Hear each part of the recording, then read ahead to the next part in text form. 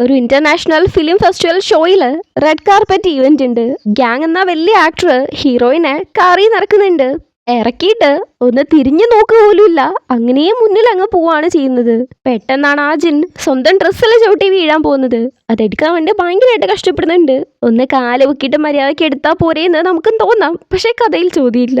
കുറച്ചങ്ങ് മുന്നിൽ പോയ ഗ്യാങ് പിന്നെയാണിത് കാണുന്നത്. അത് കണ്ട് ശ്രദ്ധിച്ച് അവളുടെ അടുത്തേക്ക് വന്നിട്ട് ജസ്റ്റ് കൈ നീട്ടുന്നുണ്ട്. അപ്പോഴേക്കും അവളുടെ പ്രശ്നമൊക്കെ ശരിയായോന്ന് അറിയത്തില്ല. അപ്പാടെ അവള് കൈ പിടിച്ച് അവന്റെ കൂടെ പോകുന്നുണ്ട്. ഒരു ഈവന്റ് ആവുമ്പം ഒബ്വിയസ്ലി സ്പീച്ച് കൊടുക്കണമല്ലോ. രണ്ടുപേരും അവരുടെ സ്പീച്ച് കൊടുക്കുന്നുണ്ട്. ഇവളുടെ സ്പീച്ച് ഏതോ ഒരു പബ്ലിക് പ്ലേസിൽ വെച്ച് യൂൻജുൻ കാണുന്നുണ്ട്. യൂൻജുൻ മാത്രമല്ല, നമ്മുടെ ജയ ഓൾറെഡി ജയിലിൽ നിന്ന് ഇറങ്ങിയിട്ടുണ്ട്. അവനും ഒരു റെസ്റ്റോറൻറ്റിലിരുന്ന് ഇവള് സംസാരിക്കുന്ന കാണുന്നു.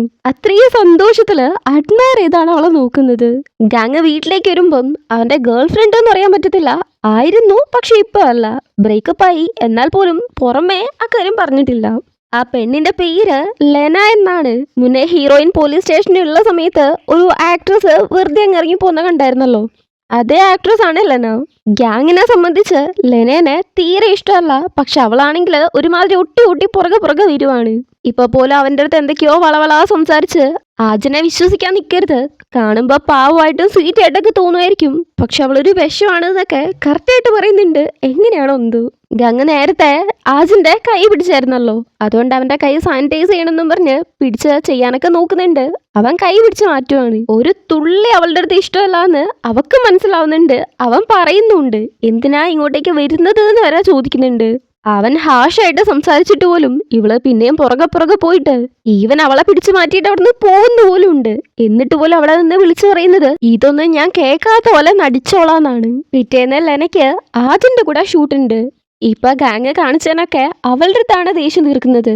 ഹീറോയിന്റെ അഭിനയം ശരിയില്ല എന്ന് പറഞ്ഞ് ഭയങ്കരമായിട്ട് എന്തൊക്കെയൊക്കെയോ പറയുന്നുണ്ട്. ഭയങ്കര ഹേർട്ട് ചെയ്യുന്ന രീതിക്കൊക്കെ പറയുന്നുണ്ട്.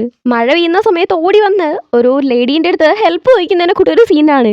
ലെന കാറിന്റെ പുറത്തിറങ്ങിയതും അവക്കൊരു ടവൽ കൊടുത്ത് ആജിനും കൊടുക്കാന്ന് വെച്ച് പോവാൻ നിൽക്കുന്ന മാനേജറോട് അവക്കതൊന്നും കൊടുക്കേണ്ട കാര്യമില്ല എന്നും പറഞ്ഞ് അതുപോലും സമ്മതിക്കുന്നില്ല. അങ്ങനെ ടേക്ക് 2, 3, 5, 10 എന്ന് പറഞ്ഞ് 20 വരെ പോകുന്നുണ്ട്. എന്നിട്ടും അത് സാറ്റിസ്ഫൈ ആവുന്നില്ല എന്നും പറഞ്ഞ് ആ ഷൂട്ടിങ്ങേ കോൾ ഓഫ് ചെയ്തിട്ടാണ് പോകുന്നത്. ആജിന്റെ അഭിനയം ശരിയാവാഞ്ഞിട്ടാണ് ഇത് ചെയ്യുന്നത് എന്ന് അവള് പറയുന്നുണ്ടെങ്കിൽ പോലും അവൾ എന്തിനാ ചെയ്യുന്നേന്നുള്ളത് ഡയറക്ടർക്ക് പോലും മനസ്സിലാവുന്നുണ്ട്.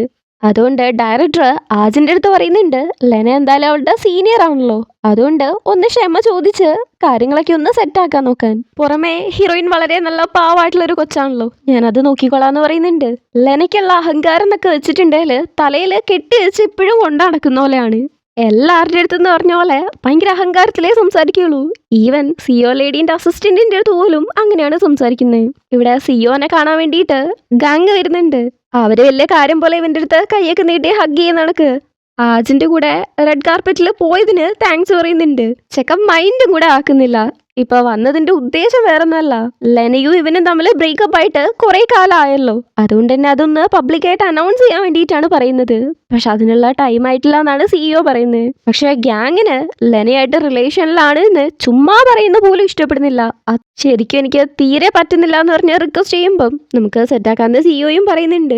അടുത്ത ആഴ്ച ഗ്യാങ്ങിന് ഹീറോയിനുമായിട്ട് ഒരു ഷൂട്ടുണ്ട്. അവള് പുതിയ കുട്ടിയാണല്ലോ, അതുകൊണ്ട് അവളെ നന്നായിട്ടൊന്ന് നോക്കിക്കോണേന്ന് പറയുന്നുണ്ട്. ഗാങ് പോയി കഴിയുമ്പോഴാണ് സിഒ ലേഡിക്ക് ഒരു കോൾ വരുന്നത് ലെനേനെ കുറിച്ചാണ്. സെറ്റിൽ അവളെ കാണാൻ വേണ്ടി പോകുന്നുണ്ട്. പക്ഷെ അവക്കാണെങ്കിലോ ഭയങ്കര അഹങ്കാരം. അതിപ്പോ തുടങ്ങിയതല്ല, ഒരുപാട് മുന്നേ തന്നെ അങ്ങനെയാണ്. വലിയ ആക്ട്രസ് തന്നെയാണ്, പക്ഷെ ഫുൾ ഇൻഡസ്ട്രിയും അവളുടെ തോളും മേലാണെന്നാണ് അവളുടെ വിചാരം. ഇപ്പോഴും അഹങ്കാരത്തില് ഞാനില്ലെങ്കിൽ നിങ്ങളൊന്നും ഒന്നല്ല എന്നുള്ള രീതിക്കാണ് പറയുന്നത്. പക്ഷെ സിഒ ലേഡി വെറുതെ ഒന്നുമല്ല, നീ ഇല്ലെങ്കിൽ എനിക്ക് മറ്റ്1000 ആക്ട്രസസ് ഉണ്ടാവും. അതുകൊണ്ട് ഒരുപാട് കളിക്കാൻ നിന്നിട്ടുണ്ടെങ്കിൽ നേരെ താഴെ പോകുന്നതായിരിക്കും. അതുകൊണ്ട് സൂക്ഷിച്ചും കണ്ട് നിന്നോളാനാണ് സിഒ ലേഡി പറയുന്നത്. അവർക്ക് അതിനുള്ള പവർ ഉണ്ടല്ലോ, അതുകൊണ്ട് തന്നെ അവള് പുറകെ പോയിട്ട് കെഞ്ചി കെഞ്ചി ചോദിക്കുന്നുണ്ട്. ഈ സീനൊക്കെ ഹീറോയിൻ അവളുടെ കാറിലിരുന്ന് ശ്രദ്ധിച്ച് അവളുടെ മാനേജറുടെ അടുത്ത് ചോദിക്കുന്നുണ്ട് എന്താണ് സംഭവം എന്ന്. ആദ്യം അവളുടെ അച്ഛനെ കൊന്ന കേസിൽ പോലീസ് സ്റ്റേഷനിൽ ഇരിക്കുമ്പം ലെനയ്ക്ക് വേണ്ടിയിട്ട് ഒരാള് കുറ്റെടുത്ത് വന്നായിരുന്നല്ലോ, അതേ ലേഡിയാണ് ഈ മാനേജർ. ഇപ്പൊ ആജിനെയാണ് അസിസ്റ്റ് ചെയ്യുന്നത്. മാനേജറാണ് പറയുന്നത് എന്തുകൊണ്ടാണ് ലെന സിഇഒന്റെ അടുത്ത് കുറച്ച് താന്ന് നിൽക്കുന്നേന്നുള്ളത്.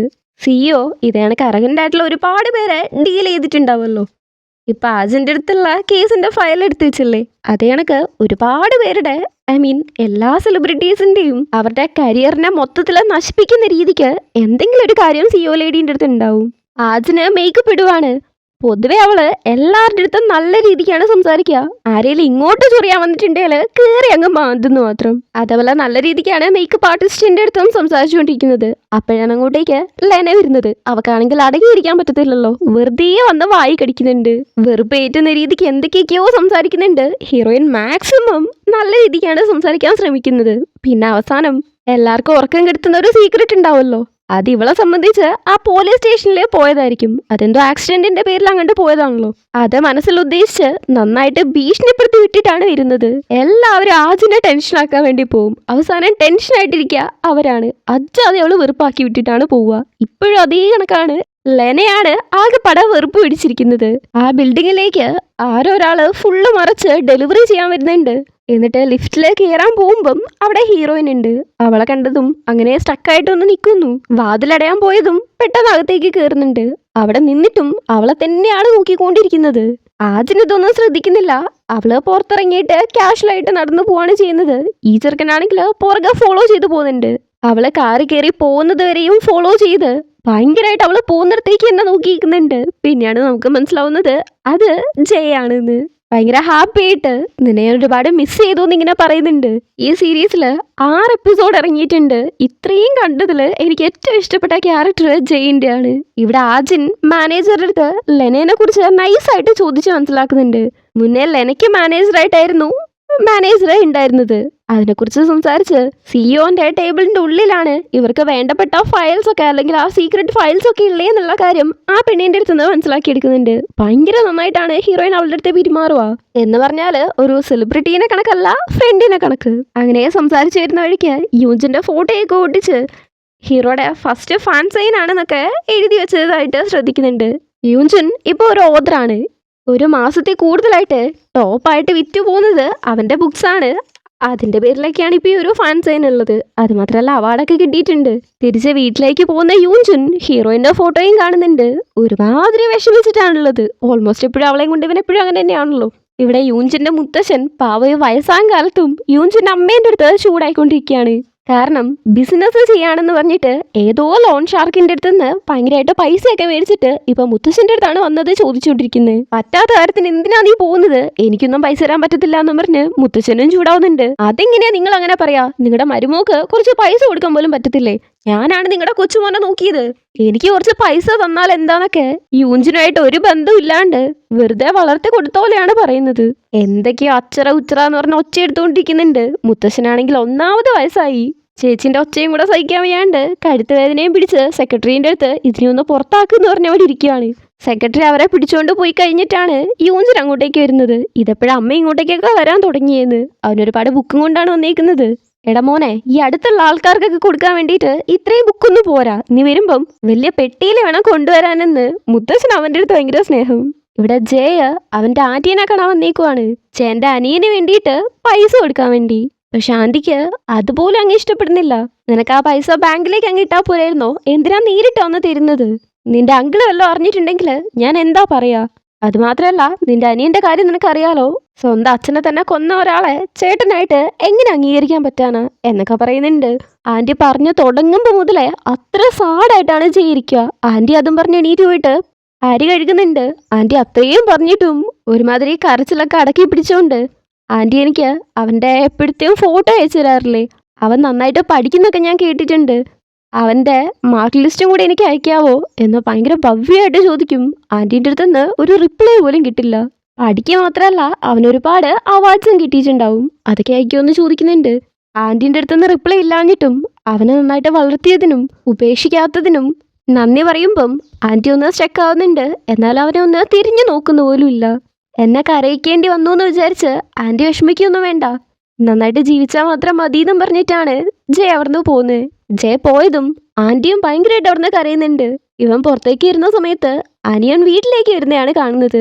അത്രത്തോളം സ്നേഹത്തോടെ കണ്ണു നിറഞ്ഞ അനിയനെ നോക്കി നിൽക്കും. ഒന്ന് മിണ്ട പോലും ഇല്ല, അവിടുന്ന് മാറി നിൽക്കുകയാണ് ചെയ്യുന്നത്.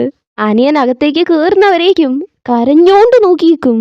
ജയ് എന്നും ഒരു വിക്ടിമായിരുന്നു. ജയിലിൽ പോവേണ്ട വന്നതുപോലും അവന്റെ അനിയനെ രക്ഷിക്കാൻ വേണ്ടി. അബ്യൂസീവ് ആയിട്ടുള്ള അച്ഛൻ്റെ അടുത്ത് നിന്ന് ചെറുപ്പം മുതലേ ജയിക്കും അത്രത്തോളം അടി കിട്ടിയതാണ്. ഇവൻ അനിയന് വേണ്ടിയിട്ട് കൂടുതലും മേടിച്ചിട്ടുണ്ടാവും. എന്നിട്ടും തൻ്റെ അവസ്ഥയ്ക്ക് മറ്റൊരാളെ ഉപദ്രവിക്കോ കുറ്റം പറയുക പോലും ചെയ്യാതെ നല്ലത് വിചാരിക്കുന്ന നല്ല ഒരു പയ്യൻ. ഈ സീനൊക്കെ കാണുന്ന നമുക്കും അത്രത്തോളം വിഷമം വരും. അത്ര നന്നായിട്ട് അഭിനയിച്ചിട്ടുണ്ട്. ഇവിടെ യൂൻചുൻ പുതിയൊരു കമ്പനിയായിട്ട് കോൺട്രാക്ട് സൈൻ ചെയ്യുന്നുണ്ട്. അവൻ ബുക്കാണല്ലോ എഴുതുന്നത്. അതേ സ്ഥലത്ത് തന്നെയാണ് ആജനും ഗാങ്ങുമായിട്ടുള്ള ഷൂട്ടുള്ളത്. അവിടെ പോയി നിന്ന് അവളെ എങ്ങനെയേ നോക്കിയിരിക്കുന്നുണ്ട്. ഒരുമാതിരി കണ്ണൊക്കെ നിറഞ്ഞ് ഭയങ്കരമായിട്ട് നോക്കിയിരിക്കുന്നുണ്ട്. ഷൂട്ട് കഴിഞ്ഞ് ഹീറോയിനെ അവനെ കണ്ട് കുറച്ചേരം നോക്കിയിരിക്കുന്നുണ്ട്. പക്ഷേ യൂഞ്ചനാണ് ഭയങ്കര ഫീലില് കണ്ണൊക്കെ നിറഞ്ഞ് നോക്കിയിരിക്കുന്നത്. ഇവർ രണ്ടും ഇങ്ങനെ നോക്കിയിരിക്കുന്നത് ലെന ശ്രദ്ധിക്കുന്നുണ്ട്. യൂഞ്ചന്റെ പുറകെ വന്ന യൂഞ്ചന്റെ അമ്മ ഇത് കണ്ടിട്ടുണ്ടായിരുന്നു. നല്ല ദേഷ്യത്തിൽ അവനെ പിടിച്ചുകൊണ്ട് പോയിട്ട് നന്നായിട്ട് ഒച്ച കേൾക്കുന്നുണ്ട്. ഇനിയും നിനക്ക് അവളെ വിടാറായിട്ടില്ലേ, എന്തിനിങ്ങനെ പുറകെ പോന്നേന്നൊക്കെ പറഞ്ഞുകൊണ്ട്. ഇത് സംശയം തോന്നി പുറകെ വന്ന ലെനയും കേൾക്കുന്നുണ്ട്. ഇപ്പോഴോ? അങ്ങനെയാണെങ്കിൽ ഇവർ തമ്മിൽ എന്തോ ഉണ്ടല്ലോ എന്ന് ആലോചിക്കുന്നുണ്ട്. യൂഞ്ചനെ വിളിച്ചോണ്ട് വന്ന അമ്മേന്റെ അടുത്ത് അവനും നന്നായിട്ട് ചൂടാവുന്നുണ്ട്. നിങ്ങൾ കാരണമാണ് അവളുടെ ജീവിതം ഇങ്ങനെ ആയിപ്പോയത്. അവളെ നിങ്ങളാണ് ഒരുപാട് ഉപദ്രവിച്ചിട്ടുള്ളത്. അതുകൊണ്ട് അവന് ഇവരുടെ അടുത്ത് ദേഷ്യമാണെന്നൊക്കെ പറഞ്ഞ് ഒരുമാതിരി സംസാരിച്ചിട്ട് പോകുന്നുണ്ട്. ഇതൊക്കെയും ലെന ശ്രദ്ധിച്ചിട്ടുണ്ട്. ആജിനെന്തെങ്കിലും പണി കൊടുക്കണം എന്നാണല്ലോ ലെന വിചാരിക്കുന്നത്. അതുകൊണ്ട് തന്നെ ആ ഓദ്രമായിട്ട് എനിക്കൊരു മീറ്റിംഗ് വെക്കണം എന്ന് പറയുന്നു. അതായത് യൂഞ്ചനുമായിട്ട്. അവളുടെ ഇമേജ് കുറഞ്ഞുകൊണ്ടിരിക്കുകയാണെന്നും അതിനെ കൂട്ടാൻ വേണ്ടിയിട്ട് ഒരു റൈറ്ററുമായിട്ട് മീറ്റിംഗ് അല്ലെങ്കിൽ ഒരു ഇവന്റ് അത്രേ ഉള്ളൂ എന്നാണ് അവള് പറയുന്നത്. പാവം, ഇനി ഇതിന്റെ പേരിൽ എന്തൊക്കെ അനുഭവിക്കേണ്ടി വരുമോ എന്തോ.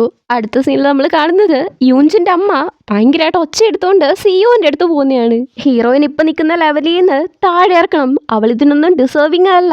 പുവറാണ്, അച്ഛനും അമ്മയില്ലാത്തവളാണ്, അച്ഛനെ കൊന്നതേ അവളാണ്, അങ്ങനെയാണ് ഇങ്ങനെയാണെന്ന് പറഞ്ഞ് ഹീറോയിനെ കുറിച്ച് ഭയങ്കര മോശമായിട്ട് സംസാരിക്കുന്നുണ്ട്.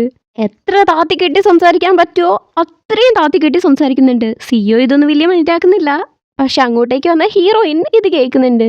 എന്തിനാ ഇവിടെയും വന്ന മനുഷ്യനെ തൊള്ളതിരുന്നേന്ന് ചോദിക്കുന്നതിന് നിന്നെ ഒരിക്കലും കാണാതിരിക്കാൻ വേണ്ടിയിട്ടാണ് ഞാൻ അങ്ങനെ പറഞ്ഞത്. നിന്നെ ആ ടി വിയിൽ കാണുമ്പോൾ പോലും എനിക്ക് എരിച്ചിലാണ് വരുന്നത് എന്നും പറഞ്ഞാൽ ഭയങ്കരമായിട്ട് ചൂടായിട്ടാണ് പുള്ളിക്കാരി അവിടെ നിന്ന് പോകുന്നത്. ഒരുമാതിരി ഭ്രാന്ത് പിടിക്കും വിധം നമുക്ക് ഹേർട്ട് ആവുന്ന രീതിക്കാണ് പറഞ്ഞിട്ട് പോകുന്നത്. സിഇഒന്റെ അടുത്ത് സംസാരിച്ച് ഹീറോയിൻ പുറത്തേക്ക് വരുന്ന സമയത്ത് നീ എന്ത് ജീവിതമാണ് ജീവിക്കുന്നത്? നിന്റെ സ്വന്തം അമ്മ പോലും നിന്നെ സപ്പോർട്ട് ചെയ്യുന്നില്ലേ? നിന്റെ പാസ്റ്റ് വളരെ ഇൻട്രസ്റ്റിംഗ് ആണെന്നാണ് തോന്നുന്നത്. അതറിയാൻ എനിക്ക് ഭയങ്കരമായിട്ടുള്ള ആഗ്രഹമുണ്ട് എന്ന് ലെന ചുമ്മാ ടീസ് ചെയ്യാൻ വരുമ്പം ഇതില് വലിയ ഇൻട്രസ്റ്റ് കാണിക്കാതെയാണ് നിനക്ക് നല്ലത്. എത്ര ദൂരെ പോന്നോ അത്രത്തോളം നീ ആയിരിക്കും വേദനിക്കുക. ആജിന് വളരെ കറക്റ്റായിട്ട് തന്നെയാണ് പറയുന്നത്. പക്ഷേ സംഹീനെ പോലെ തന്നെ ഇവക്കും മനസ്സിലാവുന്നില്ല. അങ്ങനെ അത് കഴിഞ്ഞിട്ട് ഹീറോയിന് പണി കൊടുക്കുന്ന ഭാഗമായിട്ട് യൂഞ്ചിനെ കാണാൻ വേണ്ടിയിട്ടാണ് വന്നേക്കുന്നത്. അവൻ ജസ്റ്റ് ഒരു ആക്ട്രസിനെ കാണുന്ന കണക്ക് കൈ കൊടുക്കുമ്പം കൈ വിടാണ്ട് നിങ്ങൾ ഭയങ്കര ഹാൻഡ്സം ആണ്, ഗേൾ ഫ്രണ്ട് ഉണ്ടോ, എക്സെങ്കിലും അല്ലെങ്കിൽ ഇപ്പൊ ഇഷ്ടപ്പെടുന്ന ഒരാളുണ്ടോ? യൂഞ്ചിനെ ഒരുമാതിരി നോക്കുന്ന കണ്ടിട്ട് ചുമ്മാ ചോദിച്ചതാ. ഇത് കഴിഞ്ഞിട്ട് നമുക്ക് ഡിന്നറിന് പോയാലോ? യൂഞ്ചിൻ അങ്ങനെ മടങ്ങുന്ന ആളല്ലല്ലോ. എനിക്ക് ഇൻട്രസ്റ്റ് ഇല്ല എന്നും പറഞ്ഞ് അവളുടെ കൈ പിടിച്ച് മാറ്റുന്നുണ്ട്. ഇന്റർവ്യൂ പോലെ എന്തോ ഷോയാണ്. അതിൽ അവന്റെ ബുക്കിലെ എന്തൊക്കെയോ ലൈൻസ് അവൻ വായിക്കുന്നുണ്ട്. ആ ബുക്ക് എഴുതിയത് ഹീറോയിനെ കുറിച്ചുള്ളതാണ്. ഹീറോയിന്റെ സ്റ്റോറിയാണ്. ആ വഴിയിലൂടെ പോകുന്ന ഹീറോയിൻ അതവിടെ ടെലികാസ്റ്റ് ചെയ്യുന്ന കാണുന്നുണ്ട്. അതൊരുമാതിരി നോക്കിയേക്കുമ്പം മാനേജർ വന്ന് അവരുടെ കൂടെ പോന്നു. ഇവിടെ പരിപാടി കഴിഞ്ഞതും ലെന യൂൻസിന്റെ അടുത്ത് ഡിന്നറോ വേണ്ടെന്ന് പറഞ്ഞു. എന്നാ പിന്നെ ഡ്രിങ്ക്സ് കഴിച്ചാലോ എന്ന് ചോദിച്ച് റിപ്ലൈക്ക് പോലും കാത്തേക്കാതെ അസിസ്റ്റന്റിന്റെ അടുത്ത് ഞങ്ങൾ ഡ്രിങ്ക്സ് കഴിക്കാൻ വേണ്ടി പോവാണ്, അതുകൊണ്ട് എന്നെ യൂഞ്ചും കൊണ്ടുവിട്ടോളും, നീ പൊക്കോന്ന് പറഞ്ഞാൽ പറഞ്ഞു വിടുന്നുണ്ട്. നീ എപ്പോഴും ഇങ്ങനെ തന്നെയാണോ അതോ വല്ല പ്രാന്തമാണോ എന്നുള്ള രീതിക്ക് യൂഞ്ചും ചോദിച്ചു വരുമ്പോഴേക്കും അവൾ തന്നെ അത് കംപ്ലീറ്റ് ചെയ്യുന്നുണ്ട്. പ്രാന്താണോന്നല്ലേ, എന്ത് വേണേലും വിചാരിച്ചോ, പക്ഷെ ഞാൻ താഴെ ഉണ്ടാവും എന്നും പറഞ്ഞ് അവിടുന്ന് പോകുന്നുണ്ട്. പോകുന്ന വഴിക്ക് ആജൻ മാനേജറിന്റെ അടുത്ത് മാനേജർ ഒരുപാട് വർക്ക് ചെയ്ത് ക്ഷീണിച്ചിട്ടാണല്ലോ ഉണ്ടാവുക, അതുകൊണ്ട് തന്നെ വീട്ടിൽ കൊണ്ടുവിടണ്ടെന്നും ഓഫീസിൽ കൊണ്ടുവിട്ടാൽ മതി എന്ന് പറയുന്നു. അതൊന്നും കുഴപ്പമില്ല, ഞാൻ വീട്ടിൽ തന്നെ കൊണ്ടുവിട്ടോളാം, അല്ലാതെ എങ്ങനെയാ പോവാന്ന് ചോദിക്കുന്നതിന് സാരമില്ല എന്നോട് കൊണ്ടുവിട്ടാൽ മതി, ഞാൻ ക്യാബ് പിടിച്ചു നോക്കോളാം, നേരത്തെ വീട്ടിൽ പോക്കോ, കുറച്ചൊക്കെ സമാധാനത്തോടെ ഇരിക്കണ്ടേന്ന് പറയുന്നുണ്ട്. മാനേജർ ലെനയ്ക്ക് നമുക്ക് നാളെ കാണാന്ന് പറഞ്ഞ് മെസ്സേജ് ഇടുന്നു.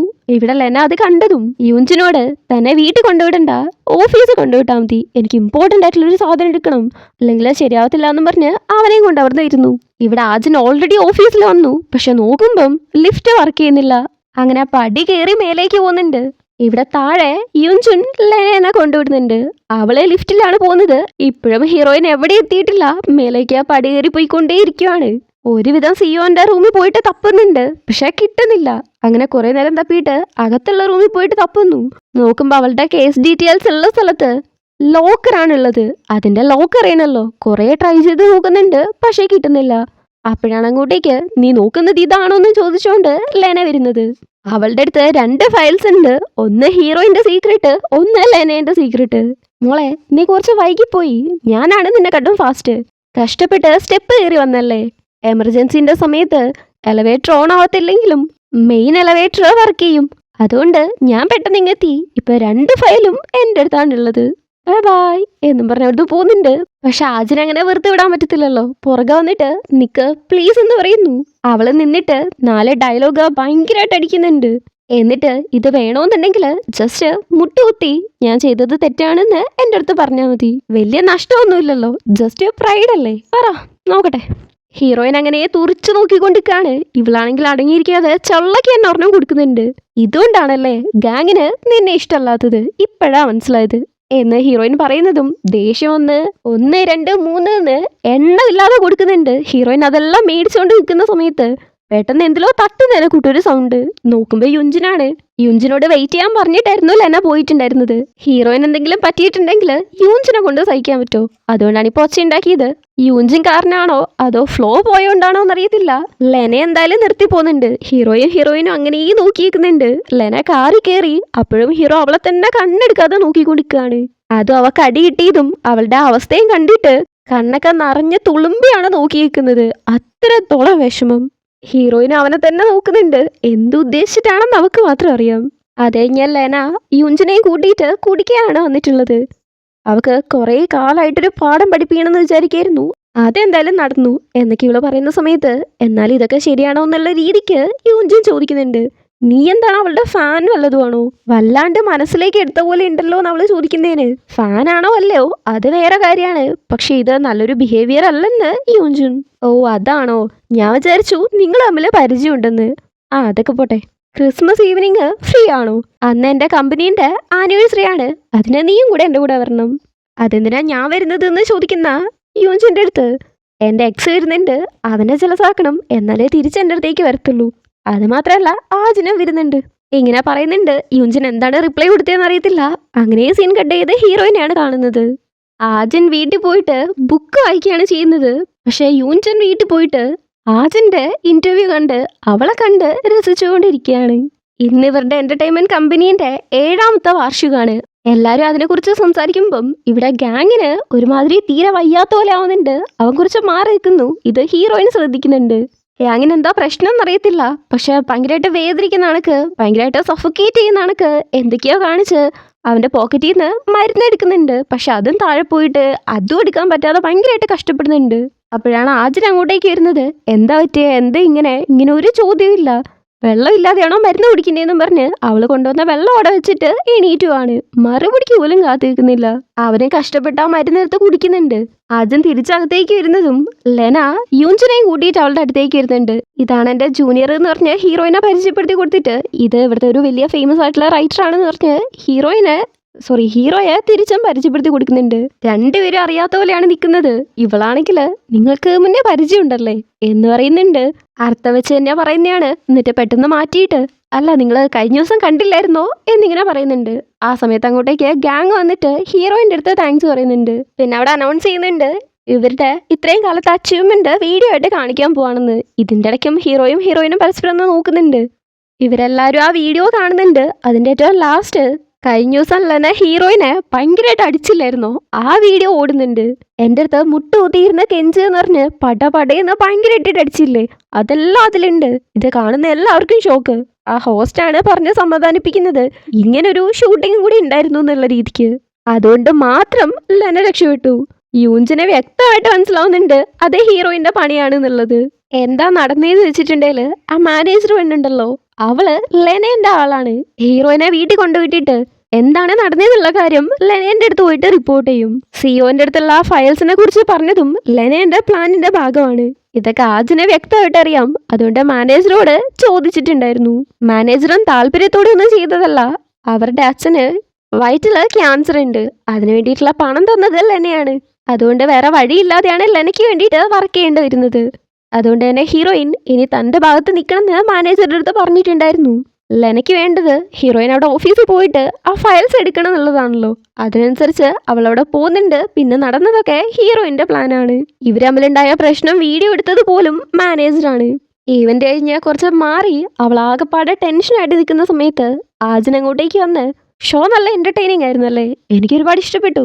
ഈ ക്ലിപ്പ് എല്ലാം പുറത്തു പോയിട്ടുണ്ടെങ്കിൽ എങ്ങനെ ഉണ്ടാവും? വലിയ സ്റ്റാർ ആയിട്ടുള്ള ലെന ജൂനിയറെ ബുള്ളി ചെയ്യുന്നു, അതായിരിക്കും ഹെഡിങ് എന്ന് പറഞ്ഞ് എങ്ങനെയാണോ ലെന കഴിഞ്ഞ പ്രാവശ്യം ഇവളുടെ അടുത്ത് സംസാരിച്ചത് ആക്ഷൻ അടക്കം എക്സ്പ്രഷൻ അടക്കം മാറാതെ കറക്റ്റ് വേർഡ്സ് അടക്കം എല്ലാം പറയുന്നുണ്ട്. മുട്ടൂത്തിയിരുന്ന് കെഞ്ചുക, എനിക്കാണ് തെറ്റ് പറ്റിയെന്ന് പറയുക, എന്നെ വിട്ടേക്ക് എന്ന് പറയാ.